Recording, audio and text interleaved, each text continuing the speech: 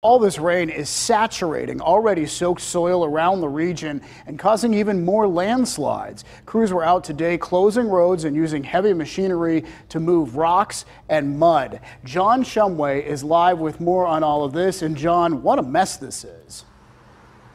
Yeah, it really is, David, and that forecast of another day and a half of rain is nothing but bad news for people who live anywhere near slide-prone areas.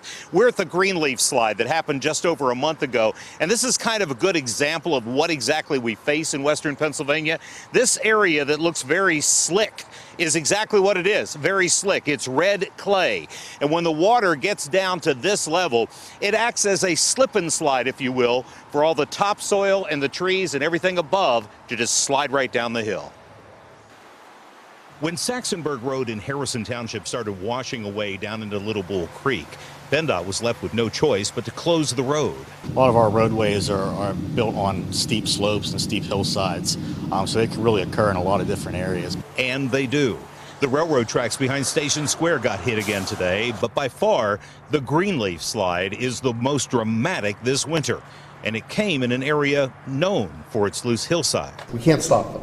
We can become a little bit smarter, though, in recognizing where those areas are and identifying ways to be able to lessen the impact. In many cases, the issue is runoff, getting below the surface to the red clay and allowing everything above to slide. If you get the water away from the locations to get the soil to stay dry, that's the best way to prevent it. Closing roads is an inconvenience that can last a long time, especially if the road collapses like the one on Milltown Road in Penn Hills. There's a lot of design work that has to go into, a lot of pre-planning and thinking goes into these slide repairs. And PennDOT has to foot the bill. Homeowners who lose their homes are finding out insurance doesn't cover it. Mayor Bill Peduto is empathetic. We can look to purchase properties, turn them into greenways, be able to offer people assistance with temporary housing. No matter why or where the slides occur, they are frustrating because those who see the losses would like to stop them from happening in the first place. I wish we knew ahead of time where they could be. Maybe you could. And no, most of it is reaction.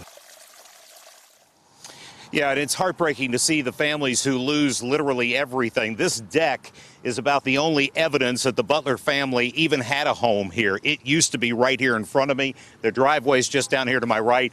It all went down the hill and was crushed. They did a GoFundMe for the Butler family that started about a month ago. They're now up to about $60,000 to help fill the bill where insurance simply won't. Live on Greenleaf, John Shumway, KDKA-TV News.